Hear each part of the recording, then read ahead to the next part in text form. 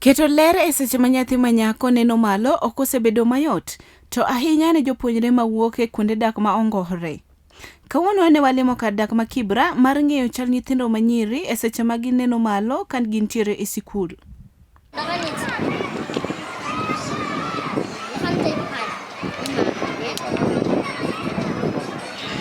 Ne walimo sikul primar mar St. Juliet Educational Center ma nitiere e Kisumu Ndogo ei Kibra, kama ne wayudo jahocho mawuok Polycom Development Project, kama ne giyudo puonj kod taunde mag ria. Sawa, so si mnajua si tumetoka Polycom, si ndio? Yes.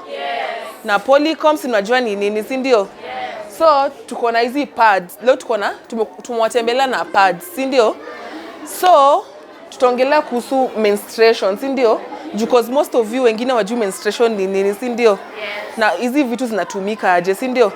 Si wewe maybe unapewa wangu unaenda tu kwa nyumba unaweka, si ndio? Hujui zinatumika aje, si ndio? Yes. So menstruation ni nini? Menstruation is where an ovary releases an ovum after every 28 days. Yes, mtu mwingine. Patia Fantasia.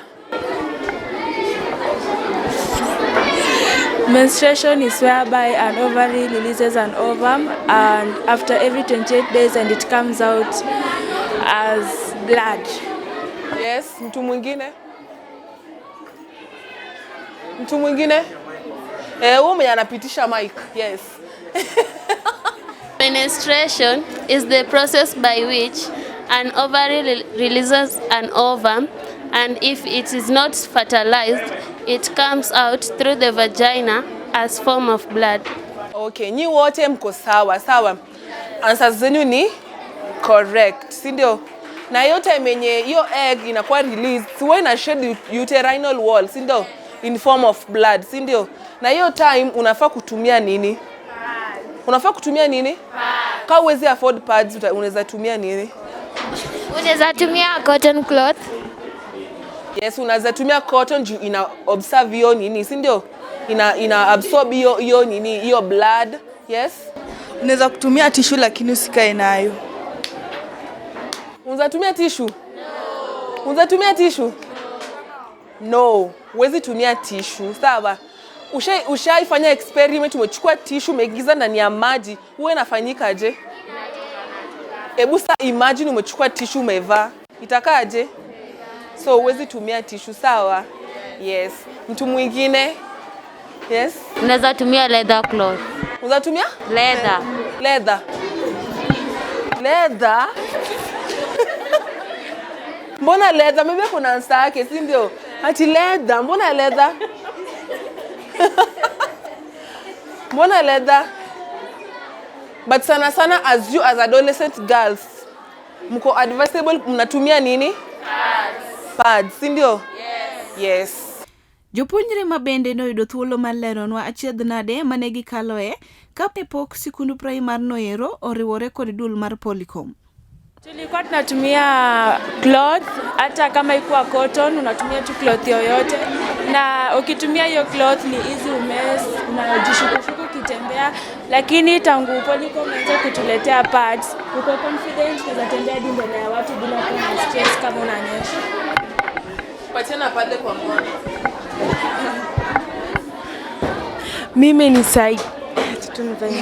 Mimi nisaidia kwa sababu nilikuwa natumia nguo ya cotton na hiyo nguo ya cotton ni ngumu kutembea nayo, so mimi nisaidia.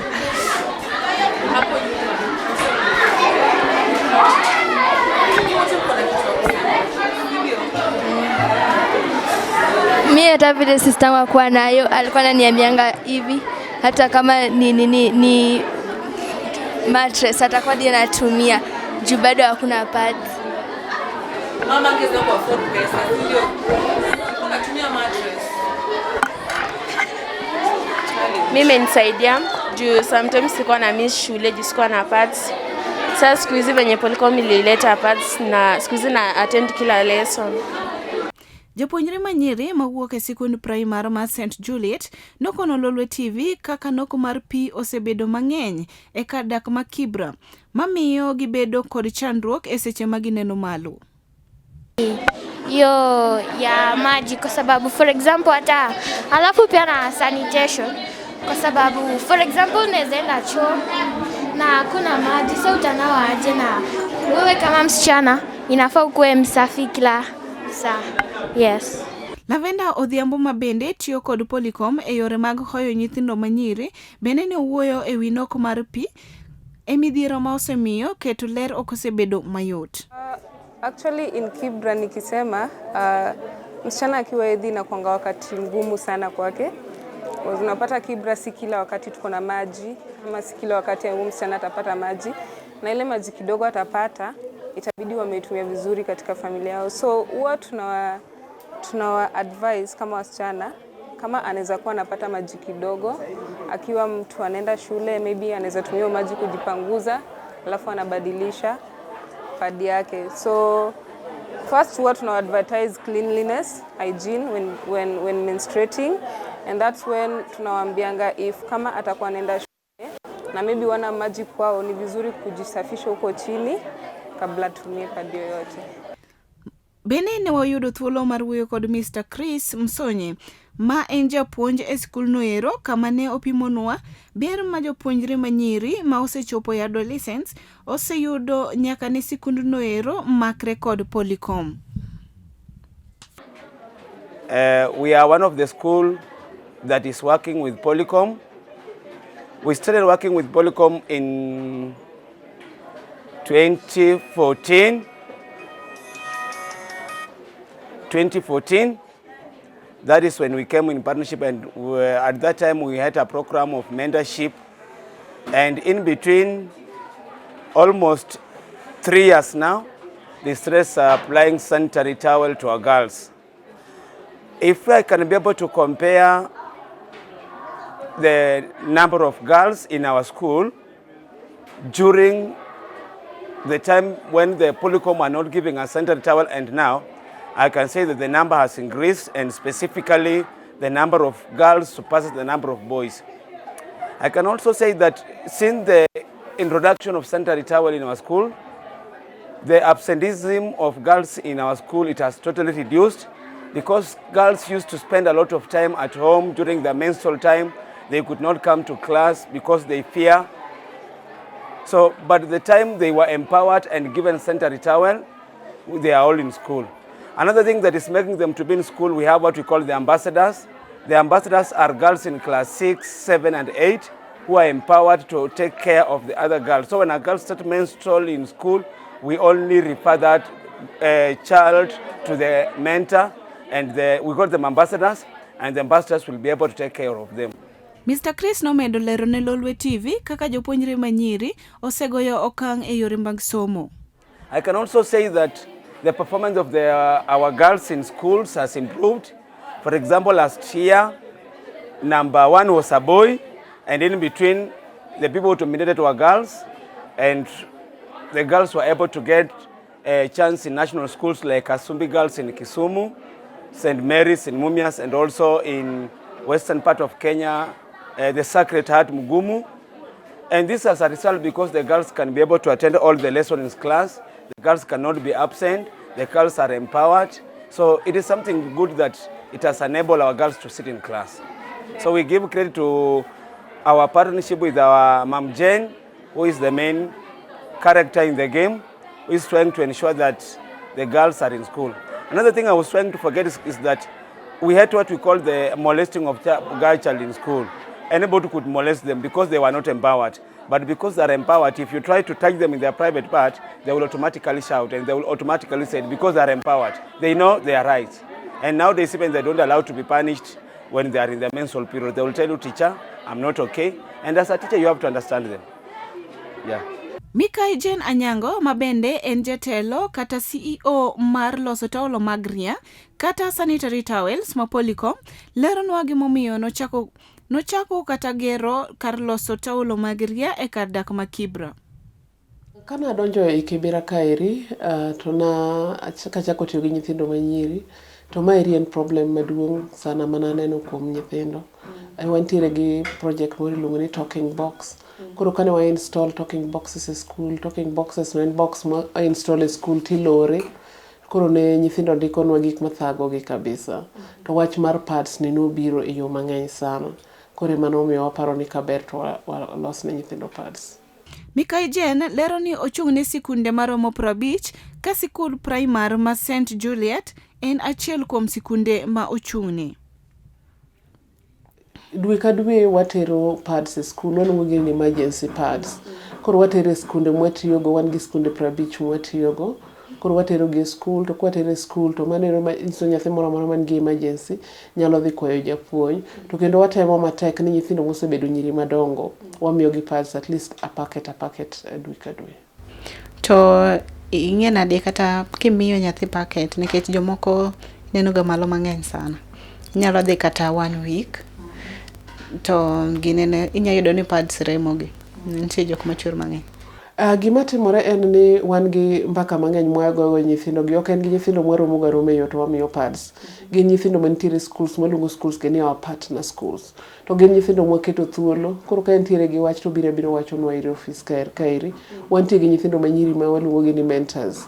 Koro gidhi e skul kuondegi. Koro ka en nyathi ma otnido pads mang'eny moloyo jowetene, to nyaka wacha. Kendo kwa gomba ka gi nyithindo to watemo mondo ket nyithindo mondo ong'e dende moloyo ng'ata nikech wan assume ni achiel chande rome. Koro en kong'eyo dende maber to kopimonwa to nyaka wawinja.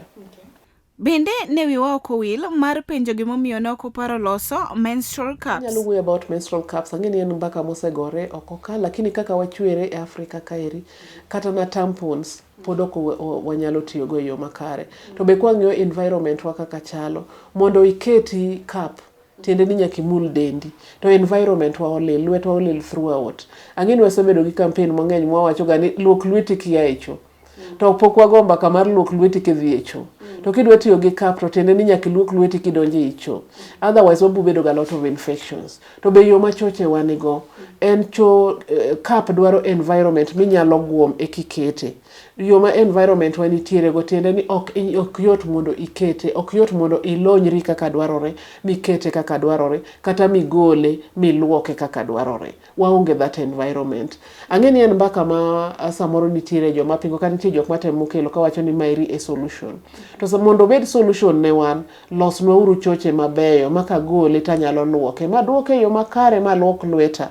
Nikech ko katimo magirite to tene ni okadhi bet kata gi kwe kama echa mokuonga wuotho gi lweto mochido wane community magi moro amora mamulo ng'at machielo biro mulo manyiso ni oko promote hygiene, o promote a lot of chido oko kanyo. Gima ber nyaka bed kod midhiero mage. Hygiene osekalo e midhieni mathoth. Mobedo go samoro maduong' en nyathindo ng'enygi ok yudo osiepe within their families. Ng'eny mine ok osiepe nyithindgi manyiri. Maybe samoro wuondra ni mondo understand gini maybe kaka nodongo ne ok en thuolo gi min gi. Koro ebo luor ni nitie gik moko nyatimo nade onya wacho gi nyathi. Koro nyathi airano kiyudo to koro dwa mama motwere kuomi oparo mana ni in min gi. Ting'e ni ibe in gi gik moko mitimo. Asebedo gi situations ma nyathi biro e office ka to kowuo gi ng'ata. Nyaka nini adwa neno mam Jen nikech ogombo ng'ama owuogo the way mwachwere wa joma mine kata joma nyiri nyaka yud kaka yudo ng'ama iwuoyogo. Kok yudo ng'ama kaka yudo ng'ama iwuoyogo tidong in ga lot of gik machando chunyi mang'eny. Koro yudo ka nyithindo giri nikech ok giyud jogiri within their family setup. Koro ko yudi miwuoyo kode mobedo thuolo kodi to koro neno mana ni in ng'ate. Ok odwa kata accept ni nitie dich manyalo tami wuoyogo kode. Kata another thing en ni samoro expectations, managing expectations gi. Nyithindo mang'eny kabisa samoro onge kata hope. Nyocha wan gi nyathi moro kar kaeri ma nyocha lala e school. Koro ka japuonj nonuongo nyiwa giri modhi mokawe koro no spend kode time matin e office kaeri. To ayudo ni nyathi ni en nyathi ma nyamin gi moluwo ne ok ochul ne pesa class 8 motimo penj. Koro ji te para ni nyathi ni dhi ka chuo, oseng'e chuo lal to nyathi ma is very innocent. En mano ng'e ni kata som to ngi kuma budhie gi somo. Koro afadhali anawuotha kama piny oimore na matim nade aninde. Bende ne wadonjo e kaloso taulo mag ria kata sanitary towels e bwo Polycom Development Project mar ng'eyo chal mag taulo mag ria kod kaka ilosogi gi gik milosogi godo. Nyadene Morina Kinyi kod Jane Makoha gin jotich maloso taulo mag ria ka gidhi tayowa e chenro ni. Hii ni process ya kwanza, cutting. Nafani kati hii, grind, ndio itoe cotton, ndio assembling ianze.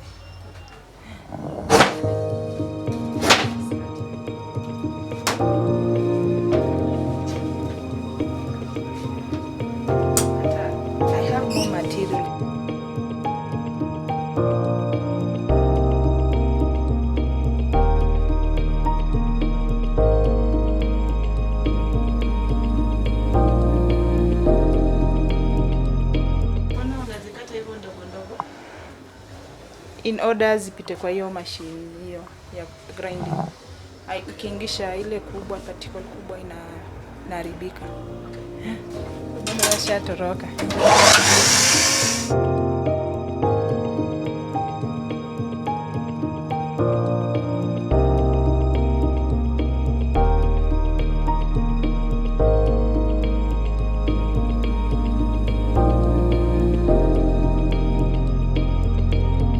Kise airego kocha tiduogo kae, ichako gi tissue ma tek, alafu die ma iluongo ni super absorbent, omako ginene mondo kik wuog e law. Omako remo mondo kik wuog oko mar law. Koro kiseketo tissue maduong', tiketo mae ma hard, alafu to iketo pamba.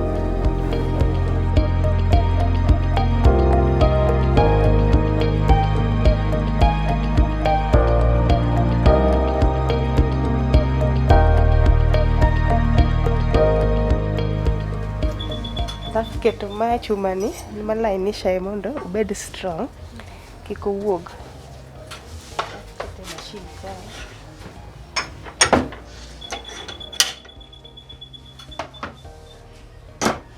To ing'e nade ni ati pamba miketo nende oromo?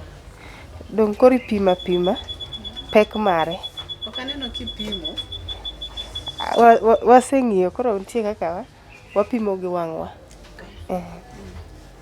Alafu iketo mae gam, en mar kratas, ok en moro mar ninicha. Ok en moro mar hard cha.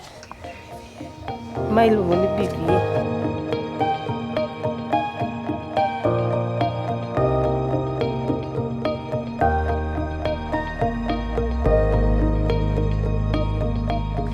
Alafu keto polythene mazuia leakage. Alafu to iduoke machine basi.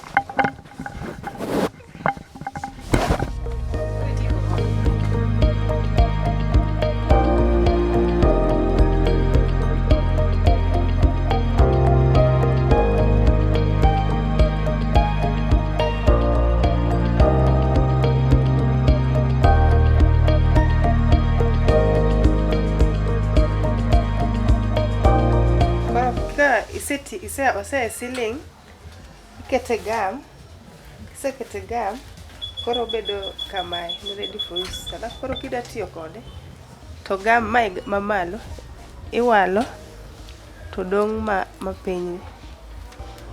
Mae ma koro stick e panty, to stick, to en ready for use. Mama indio selose en ready. Ma en ready.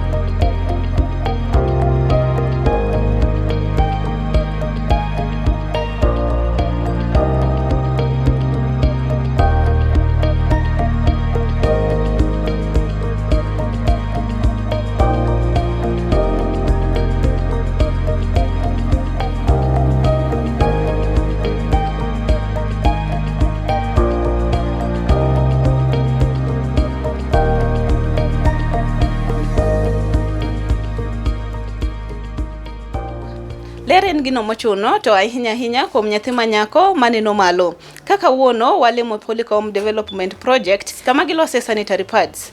Ne Lolwe TV, an Elizabeth Otieno.